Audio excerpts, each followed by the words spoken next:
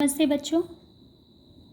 बात अठन्नी का दूसरे पार्ट में हम उद्देश्य शीर्षक की सार्थकता पर चर्चा करेंगे।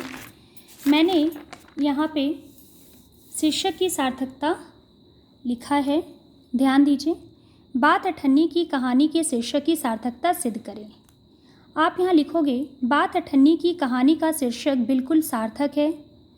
शीर्षक जहाँ संक्षिप्त, आकर्षक और जिज्ञासावर्धक है, वहीं पूरी कहानी शुरू से लेकर अंत तक शीर्षक के चारों ओर घूमती है।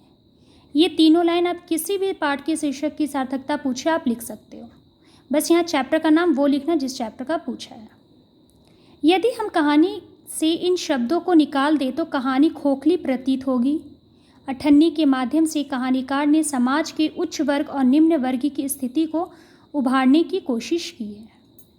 जहाँ समाज का उच्च वर्ग बड़े बड़े अपराध करके रिश्वत लेकर भी सभ्य इंसान कहलाने का दावा भरता है, वहीं समाज का निम्न वर्ग मजबूरी वश अठन्नी की हेराफेरी के लिए जेल की सज़ा काटता है।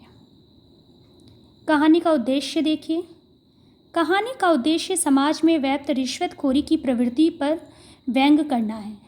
लेखक ने इस कहानी के माध्यम से बताया है कि समाज का अमीर वर्ग चाहे तो 500 या 1000 की रिश्वत ले ले, परंतु उसके प्रति कोई कार्रवाई नहीं की जाती है।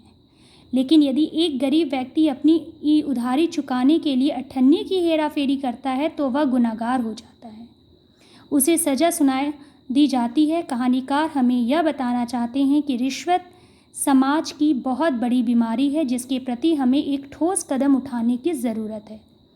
समाज में असमानता की भावना को दूर करना ही कहानीकार का उद्देश्य है। बच्चों, मैंने यहाँ पे एक पंक्ति दी है। ज़रूरी नहीं है कि पंक्ति आए, बस मैंने ऐसे ही दिया है, ध्यान दीजिए। फैसला सुनकर रमजान की आंखों में खून उतर आया, सोचने लगा यह दुनिया न्याय नगरी नहीं अंधेर नगरी है। किसकी आंखों में खून उतर आया और क्यों? तो उत्तर लिखोगे, रमजान की आंखों में खून उतर आया जब उसने सुना कि शेख साहब ने रसीला को उसके छोटे से अपराध अठन्नी की हेराफेरी के लिए 6 महीने की सज़ा सुनाई।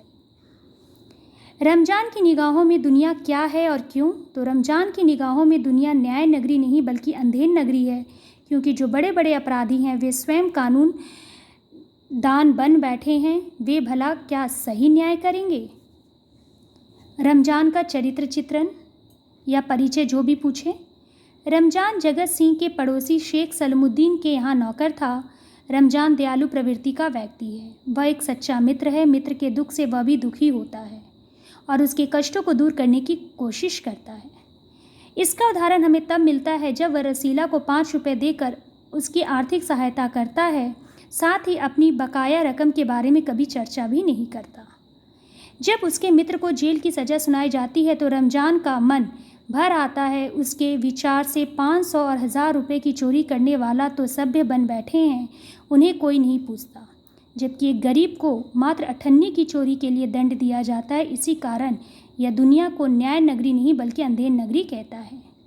हम कह सकते हैं कि रमजान गरीब भले ही है, लेकिन वह कठिन समय में अपने मित्र रसीला की मदद करके आदमी नहीं बल्कि देवता की भूमिका निभा रहा है। तो बच्चों, बात अठन्नी की पाठ यहाँ कंप्लीट होता है, चरित्र चित्रण।